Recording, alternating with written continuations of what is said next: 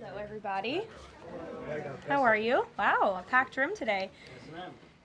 Last night, the Trump administration faced another example of judicial overreach. Using his full and proper legal authority, President Trump imposed universal tariffs and reciprocal tariffs on Liberation Day to address the extraordinary threat to our national security and economy posed by large and persistent annual U.S. goods trade deficits. The United States has run a trade deficit of goods every year since 1975. In 2024, our trade deficit in goods exceeded $1 trillion. Everybody agrees this is unacceptable. President Trump is delivering on his promise to fix this problem, and he has taken a long overdue and much needed bold stance for American workers after decades of our manufacturing base being hollowed out. The president's rationale for imposing these powerful tariffs was legally sound and grounded in common sense. President Trump correctly believes that America cannot function safely long-term if we are unable to scale advanced domestic manufacturing capacity, have our own secure critical supply chains, and our defense industrial base is dependent on foreign adversaries. Three judges of the U.S. Court of International Trade disagreed and brazenly abused their judicial power to usurp the authority of President Trump to stop him from carrying out the mandate that the American people gave him. These judges failed to acknowledge that the President of the United States has core foreign affairs powers and authority given to him by Congress to protect the United States economy and national security. Congress had created the National Emergency Act to provide the congressional framework to strike down improper IEEPA use, and any questions over whether President Trump improperly imposed these IEEPA tariffs were already adjudicated in Congress following Liberation Day. Congress firmly rejected an effort led by Senator Rand Paul and Democrats to terminate the president's reciprocal tariffs. The courts should have no role here. There is a troubling and dangerous trend of unelected judges inserting themselves into the presidential decision-making process. America cannot function if President Trump, or any other president for that matter, has their sensitive diplomatic or trade negotiations railroaded by activist judges. President Trump is in the process of rebalancing America's trading agreements with the entire world, bringing tens of billions of dollars in tariff revenues to our country, and finally ending the United States of America from being ripped off. These judges are threatening to undermine the credibility of the United States on the world stage. The administration has already filed an emergency motion for a stay pending appeal and an immediate administrative stay to strike down this egregious decision.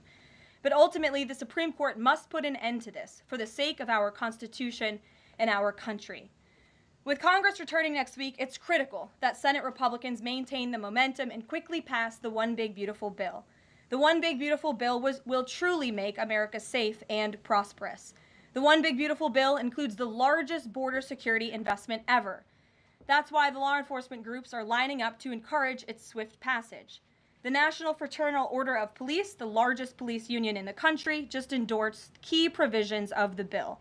The FOP president announced their strong support, saying the One Big Beautiful Bill Act is more than legislation. It is a promise kept to the public safety officers across the country and a bold step toward an economy that respects, rewards, and uplifts the people who keep it safe.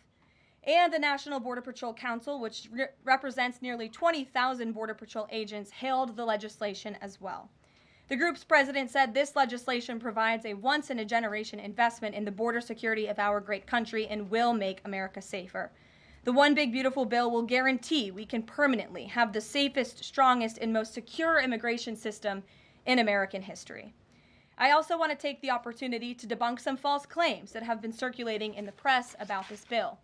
The blatantly wrong claim that the One Big Beautiful Bill increases the deficit is based on the Congressional Budget Office and other scorekeepers who use shoddy assumptions and have historically been terrible at forecasting across Democrat and Republican administrations alike. For example, just before Congress enacted the original Trump tax cuts at the end of 2017, the same CBO projected that growth would average a mere 1.9% over the next 10 years. However, by 2019, actual growth had surged to 3.4% once the Trump tax cuts went into effect, exceeding the CBO forecast by nearly 2 full percentage points. The CBO's latest forecast makes the same anemic growth assumptions as they did in 2017, missing the impact of the One Big Beautiful Bill. The CBO assumes long-term GDP growth of an anemic 1.8%, and that is absurd. The American economy is going to boom like never before after the One Big Beautiful Bill is passed. The largest middle-class tax cut in history, massive deregulation, and the most aggressive domestic energy exploration ever will fuel small businesses, further boost private investment, increase workers' wages, and supercharge economic growth. The Council of Economic Advisors has factored in the effects of all these pro-growth policies and estimated in their own analysis that growth will average 3% in the long run after the One Big Beautiful Bill is passed, which is nearly double the ridiculous CBO projection. This higher growth would result in $4.1 trillion in additional revenue over the next 10 years. Between the common sense spending reforms contained in the One Big Beautiful Bill and the robust economic growth that will be generated as a result of it, there will be no increase to the deficit. The same analysis from the CEA shows just how this historic package will unleash prosperity and ignite a blue-collar boom across America. But if the radical Democrats get their way and the One Big Beautiful Bill does not pass, Americans will face a whopping $4 trillion tax hike. This is unacceptable to President Trump. President Trump will not allow Democrats to massively raise Americans' taxes. Senate Republicans must get this bill passed. Failure is not an option. The American people are counting on Republicans to deliver. In other news, despite all the doom casting from the media, Americans are growing more and more optimistic about the economy under this president. Consumer confidence surged in May with the biggest monthly jump in 4 years, smashing expectations. According to the release from the Consumer Confidence Index, the increase in confidence was broad-based across all age groups, income groups, and political affiliations. Our country is clearly heading in the right direction under President Trump's bold leadership. For the first time in history of Rasmussen polling, a majority of Americans believe the country is on the right track. It's unsurprising because the president is fulfilling the promises he made to the American people. Here in our new media seat today, we have the editor-in-chief of The Federalist, Molly Hemingway.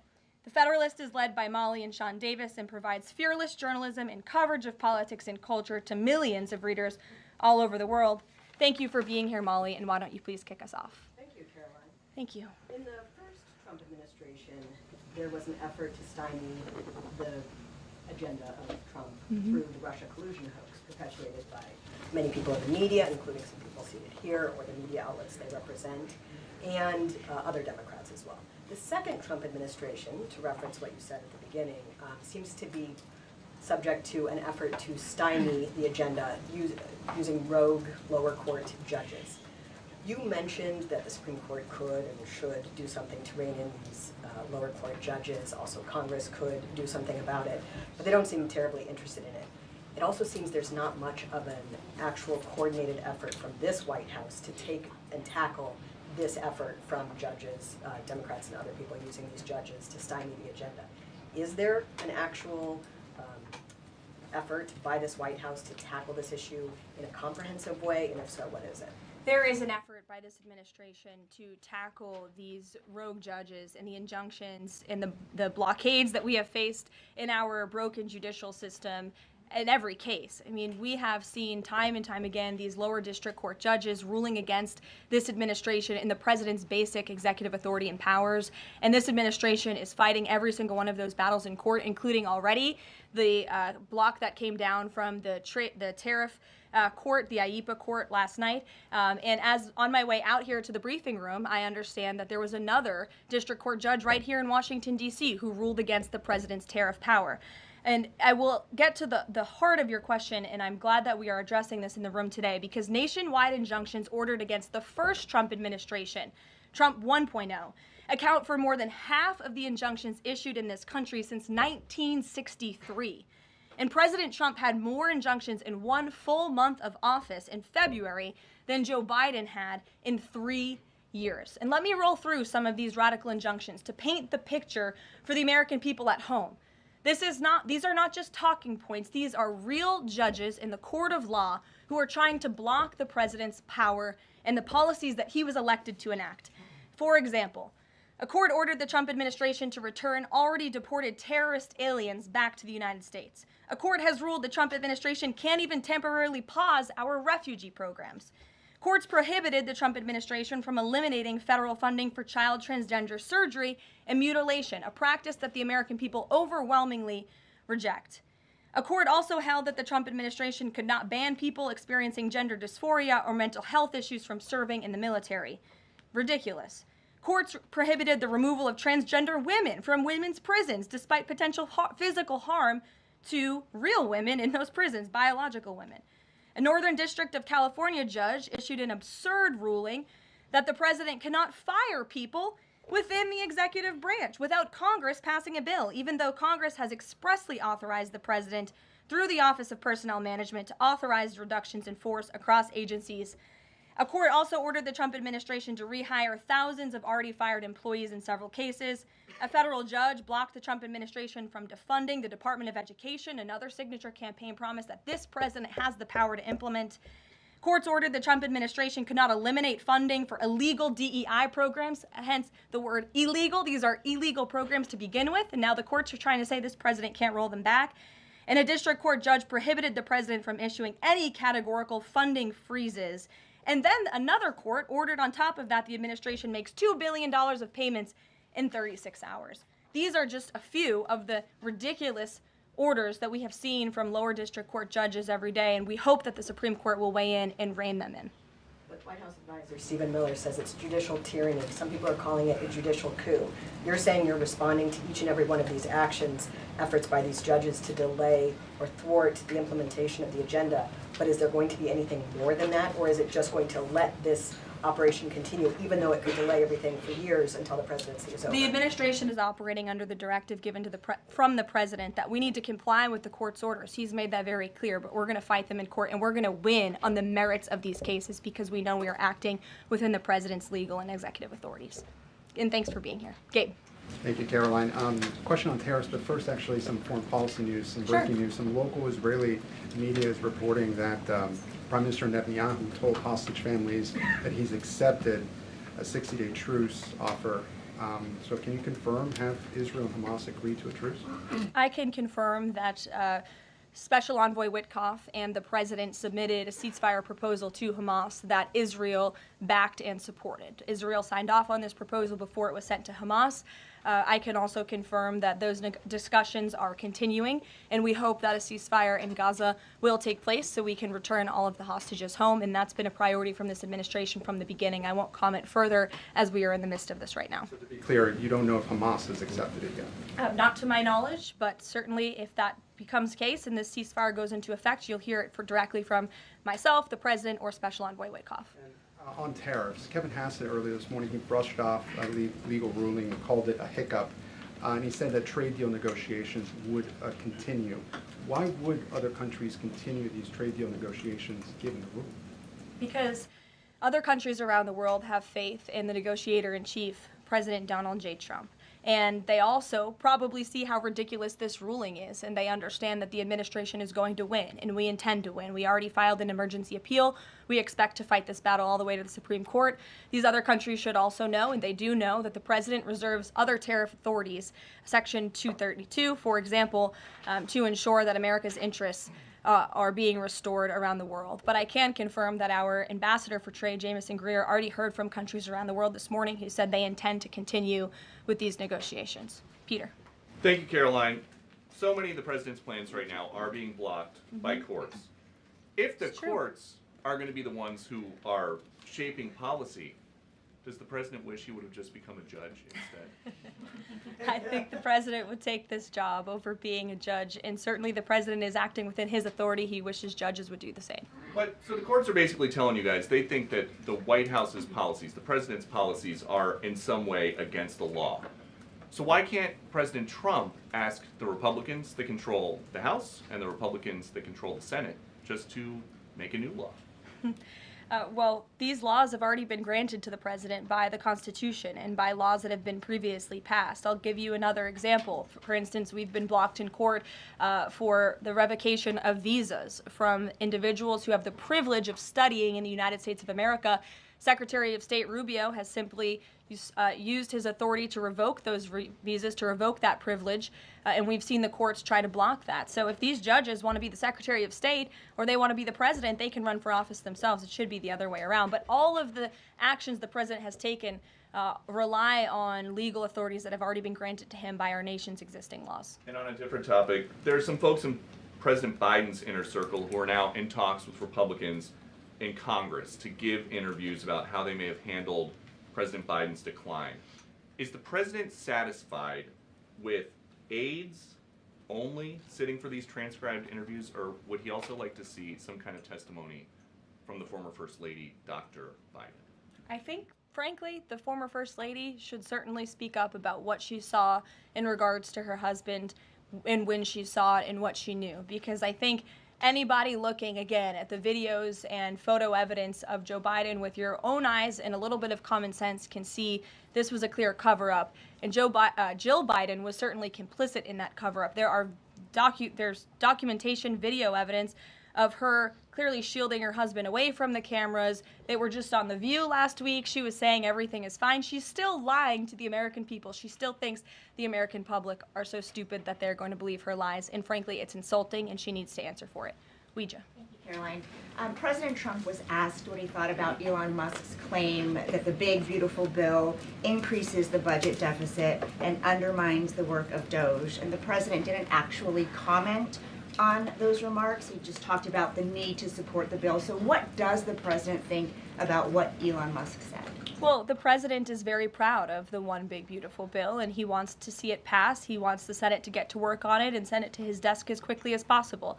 Of course, as you know, Elon Musk announced last night his departure as an official special government employee from the Trump administration. We thank him for his service. We thank him for getting DOGE off of the ground, and the efforts to cut waste, fraud, and abuse will continue. So he doesn't have any comment about Musk saying it adds to the deficit and it undermines all his work? The president commented on this. I commented on it. I told you that this bill saves $1.6 trillion according to the Council of Economic Advisors and the analyses that the president believes in. So he gave a comment. I gave a comment. Just because you don't like that comment doesn't mean it's not a comment.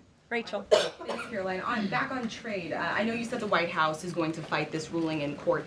Is the administration actively reviewing other avenues, other options to carry out the president's trade policy? The president's trade policy will continue. We will comply with the court orders, but yes, the president has other legal authorities where he can implement tariffs. However, it does not dispute the fact that the president was right to declare a national emergency when it came to fentanyl and when it came to our crippling deficits and the lack of critical supply chains here at home. That is the reasoning for the president's tariffs. And the court didn't dispute those facts, by the way. And there have been other courts that have reaffirmed the president's position. In fact, a ruling in federal court earlier this month shows that the administration is in the right, said we will win on appeal. A federal district judge in Florida ruled that IEEPA, in fact, does grant the president the authority to unilaterally impose tariffs. And 20 years ago, I will add, they are not a court, the New York Times editorial board responded to the January 2005 trade deficit of $58.3 billion by writing an editorial entitled Dangerous Deficits. And since then, our trade deficit has more than doubled. The U.S. trade deficit in January totaled a whopping $131.4 billion. So people on both sides of the aisle, pundits, lawyers, legal scholars, politicians have all agreed that it is a national emergency, our trade deficits and our lack of critical supply chains here at home. It's just President Trump was the first president to actually act on it to restore that wealth and that prosperity to the United States of America. And it's very unfortunate that the courts are now blocking his attempts to do that. Has the administration then reached the point where you are actually asking your economic advisors to start reviewing other avenues to implement the president's trade policy, or do you want to just see this legal process take place for now? We can walk and chew gum at the same time. We are doing both. Josh. The Fed says the president met with the Fed chair earlier today. I'm wondering if you can give us any readout of that meeting. The Fed also says that they discussed the economy. I imagine the president might have shared views on rates as well, but what can you share with us? I can share with you that we saw, the president and I both saw the statement that the Fed put out after the meeting. That statement is correct. However, the president did say that he believes the Fed chair is making a mistake by not lowering interest rates, which is putting us at an economic disadvantage to China and other countries. And the president's been very vocal about that, both publicly and now I can reveal privately as well. Did he speak at all about his plans for that position, but whether he would seek to move Jay Powell out of that position or keep him in until his term ends? No. Okay. Kristen. Ask very quickly on the tariff question. You mentioned Section 232 earlier. Are you suggesting that you might sort of speed up some of the existing 232 investigations, or are you talking potentially using 232 as a replacement power if this ruling doesn't go your way? Of course, you hope it does. I'm not suggesting that. I'm just simply stating the fact that the president has other legal authorities he can use to implement tariffs, and the administration is willing to use those. As you know, we already have applied Section 232 tariffs on specific industries. Thank you. Yep, thank you. President Trump said that he needed 1.5 to 2 weeks to determine whether or not he believed Vladimir Putin wanted peace. He has been in office now for 4 months. What does he believe is going to happen in the next 1.5 to 2 weeks that would change his opinion?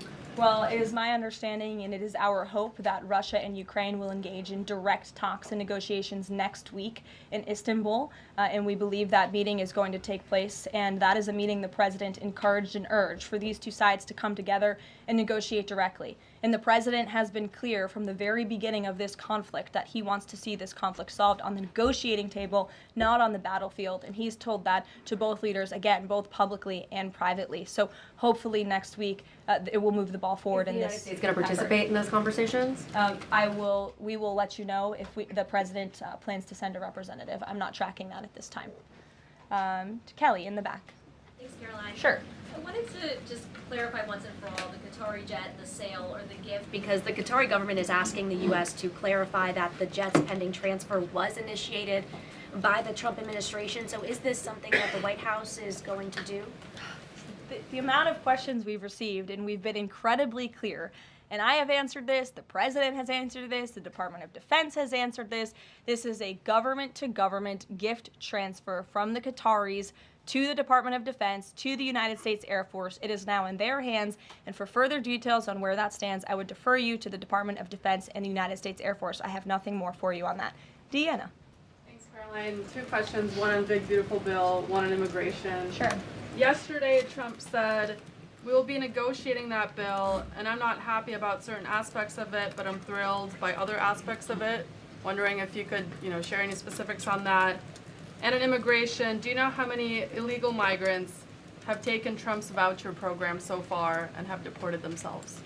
I believe it's in the thousands of those who have chosen the easier route of self-deportation, and we certainly encourage all illegal aliens who are present within our homeland to take that option. It's a much more pleasant option than being deported, and we will deport you if you're here illegally. That's our intention.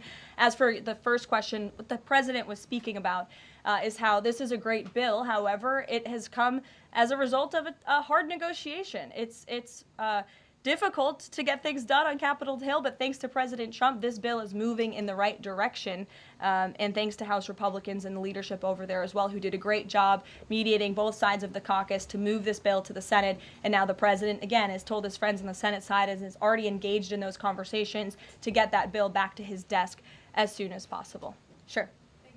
Has this administration been briefed about the incident that happened in Gaza on Tuesday during the rollout of the Gaza Humanitarian Foundation distribution of aid to Palestinians there? And should there be a ceasefire, will this administration continue to rely on this foundation for the distribution of aid to civilians? Are you referring, what incident are you referring to? Tuesday, when the aid was rolled out to Gaza for the first time in many months, and meals and food was given to hungry people, thanks to President Trump. Yes, we were briefed on that plan. The president was the reason that aid went into Gaza, and he got the Israelis to support that plan. And I would add that the previous administration rejected such a plan to ensure that these starving and devastated people in the Gaza Strip were given humanitarian aid and assistance. And it was the previous administration that tried to build this pier, if you all remember it. It was brought to my attention this morning, and I thought that's a good point. Why don't I bring that up? Because there's been so much criticism. In fact, it was on the front page of a newspaper this morning about the criticism for this president having a humanitarian heart and giving people badly needed food and supplies. Nobody wanted to talk about how the previous administration failed in that endeavor. They built this pier that cost $230 million. It lasted about 20 days, and more than 60 U.S. service members were injured, as a part of this floating aid pier that did nothing for the people of Gaza. The president is opening up his humanitarian heart to get aid into the region while his team simultaneously negotiates a ceasefire and the return of all hostages. We are moving the ball forward in a positive direction for all people. The president wants to see peace for all people. Jasmine. Thanks so much, Caroline. A notice investigation found that the Hallmark Maha Commission report that was released last week cites studies that appear to not exist. We know that because in part we reached out to some of the listed authors who said that they didn't write the studies cited. So I want to ask, does the White House have confidence that the information coming from HHS can be trusted? Yes, we have complete confidence in Secretary Kennedy and his team at HHS. I understand there were some formatting issues with the Maha report that are being addressed, and the report will be updated, but it does not negate the substance of the report, which, as you know, is one of the most transformative health reports that has ever been released by the federal government and is backed on good science that has never been recognized by the federal government. And a quick follow-up, can you talk about what tools or research goes into production of these kinds of reports? For instance, is it AI that's used to put together these reports now? I can't speak to that. I would defer you to the Department of Health and Human Services. What I know is just what I told you. Lindsay. Thank you, Caroline. Many small businesses that we've talked to since the tariffs have been in place have said what would really help them is a long-term plan so that they can catch up. In light of what's happened now, this trade war with the courts, how will that impact this 90-day window? Will you guys be adjusting that? And how can you help relieve some of these small businesses? Well, I would say nobody understands the needs of business owners, and nobody has the backs of our small business community more than President Donald J. Trump. He believes, I've heard him talk about this with small business owners himself, that small businesses are truly the backbone of our American economy. And that's why the president is supporting the One Big Beautiful Bill. So for those you spoke to who are asking for a long-term plan, big tax cuts are coming their way. No tax on tips, no tax on overtime for their workers, more money in their pockets.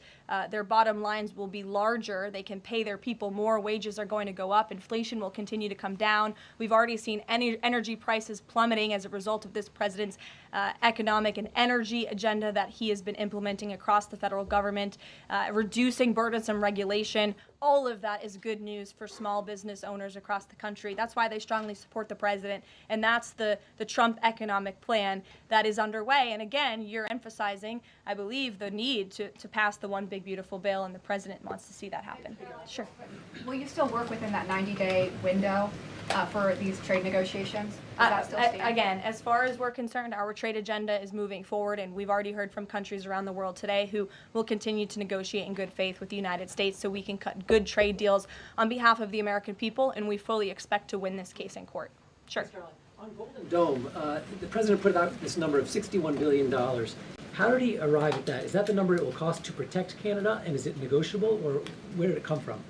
I can certainly ask the president, and I can check in with our research team, and we'll get you the facts on that number. But the Golden Dome is certainly a significant investment in our nation's national security and homeland security to protect Americans, all of you in this room, from future threats. Any readout on have the Canadians been talking in good faith about paying to be in it? I know they've expressed some interest. Well, the president has certainly expressed to the Canadians how we are essentially subsidizing their national defense. He brought it up in his meeting with their new leader here, and as you know, we'll be traveling to Canada next month for the G7, so I expect that topic of discussion to come up on that trip as well. Sure. Hey, thanks, Caroline. There was a May Day USA rally in Seattle that happened over the weekend that devolved into some protests and riots. The Seattle Mayor Harrell said that it was a far-right rally held here to provoke a reaction by promoting beliefs that are inherently opposed to our city's values, which he defined as LGBT values.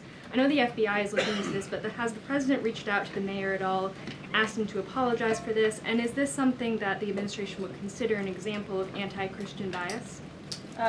I'm not aware of that case. I know the FBI is looking into it, but I'm not aware of any phone calls the president may or may not have made to the mayor of that city. And then on Doge, we know that Elon Musk is leaving. Do you have an updated leadership structure for who is leading the group? Is Russ Vought involved? And what is its new mission now, if any? Well, the entire cabinet is involved, and I spoke to the president about it this morning, and the entire cabinet understands the need to cut government waste, fraud, and abuse, and each cabinet secretary at their respective agencies is committed to that. That's why they were working hand in hand with Elon Musk, and they'll continue to work with the respective Doge employees who have onboarded as political appointees at all of these agencies. So surely the mission of Doge will continue, and many Doge employees are now political appointees and employees of our government, and the best best of my knowledge, all of them intend to stay and continue this important work. Is there a Doge leader taking the place of Mr. Musk? Again, the Doge leaders are each and every member of the president's cabinet and the president himself, who is wholeheartedly committed to cutting waste, fraud, and abuse from our government. Michael. Thank you, Caroline. There's conflicting reports out of the Middle East right now. Saudi television network Al Arabia is saying that Israel and Hamas have agreed to a 60-day ceasefire. Sources with Hamas are saying that has not been agreed to. If and when that does happen, will we expect to hear something from President Trump announcing that? As I said earlier, yes, indeed. If there is an announcement to be made, it will come from the White House, the president, myself, or Special Envoy Witkoff. Finally, Caroline, one big beautiful bill. The president says he's not happy with all aspects of it. What changes would he like to see be made, and can this bill be both big and beautiful? It is a one big beautiful bill, as the name rings true, and the president, as I said, is currently working with his friends in the Senate who have some recommendations for the bill. Those negotiations and discussions are continuing, but the president's ultimate priority is to get this bill back to his desk for signature. And the president's priorities in this bill are non-negotiable in terms of the tax priorities he wants to see and the large tax cuts in the border investments that are currently in this bill. He is not going to allow them to go away for the American people. Sure, go ahead. Yes, I wanted to ask you about, has the president spoken to any of these foreign leaders about these agreements that have been reached, specifically the case of the United Kingdom that already has an agreement in place after this decision of the court in New York? Has the president talked to foreign leaders about what? About the court decision in New York. Which court decision in New York? The trade court. Oh, the trade court decision. He did speak to the leader of Japan this morning, and he said that was a very good call and a good discussion. And as I said, the president's cabinet, Secretary Lutnick, Secretary Bessent, and Ambassador Jameson Greer have all been in touch with their counterparts in countries around the world to let them know the United States will still be at the negotiating table, and we still expect countries around the world to treat us fairly. Again, I will just close by saying that how ridiculous it is that we've been ripped off, our middle class has been hollowed out, our manufacturing base has left and gone overseas, jobs have been offshored, and now no court did anything about that. No court did anything about hundreds of thousands of people being put out of work, about thousands of factories being closed down, about our deficits going to dangerous levels, as the New York Times has said. But now a court is trying to stop a president from trying to correct those wrongs of the past. And this administration will continue to do that. It's a promise the president made to the American people, and it's a promise they elected him on. We will win this battle in court, and the president will implement his America First trade policies. Thank you, everyone. Is the U.S. Steel situation tomorrow to speak? I can tell you the president greatly looks forward to going to Pittsburgh, Pennsylvania, where he will discuss this historic deal and discuss American jobs and American steel, and we hope to see you all there. Thanks, guys.